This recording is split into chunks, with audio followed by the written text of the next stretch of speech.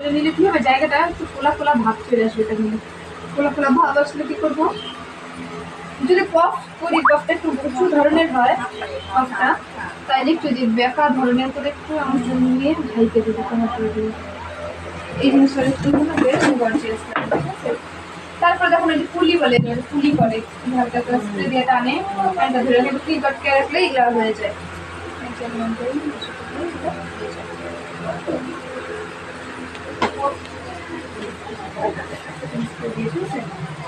এইভাবে আমরা রাখতে পারি। আরেকটা প্লেন ভাবে দেখালাম, প্লেন রাখতে পারি।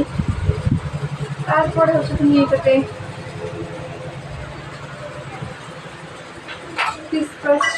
দিতে পারো।